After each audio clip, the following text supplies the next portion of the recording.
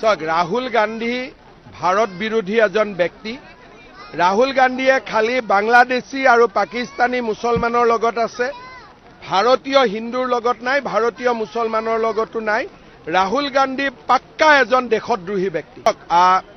প্ৰিয়ংকা গান্ধী অসমলৈ আহক, মোৰ আপত্তি নাই, কিন্তু আমাৰ অসমৰ আত্মসহায়ক গোটৰ মহিলাসকল প্ৰিয়ংকা গান্ধীতকৈ 100 গুণে আগবঢ়া।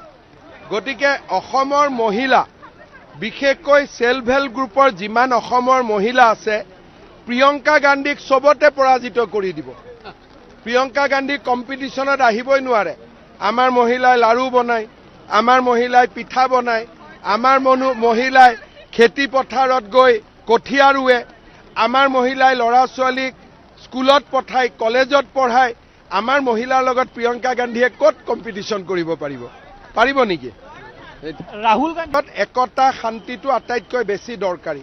সেইকাৰণে আপোনালোকে মোক মিটিঙত দেখিছে যে মই UPPLকো সমালোচনা কৰা নাই, BPFকো কৰা নাই।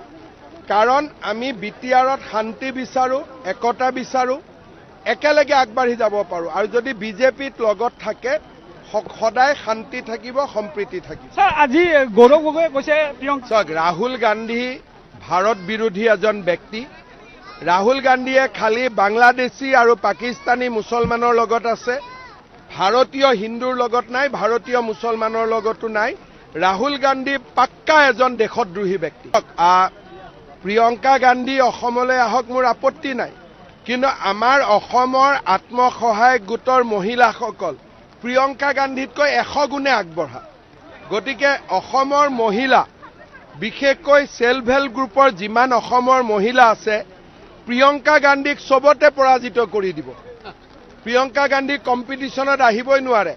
আমাৰ মহিলাই লাড়ু বনায়, আমাৰ মহিলাই পিঠা বনায়, আমাৰ মহিলাই খেতি পথাৰত গৈ কঠীয়া ৰুৱে, আমাৰ মহিলাই ল'ৰা ছোৱালীক স্কুলত পঠায়, কলেজত পঢ়ায়। আমাৰ মহিলাৰ লগত প্ৰিয়ংকা গান্ধীয়ে ক'ত কম্পিটিশন কৰিব পাৰিব নেকি?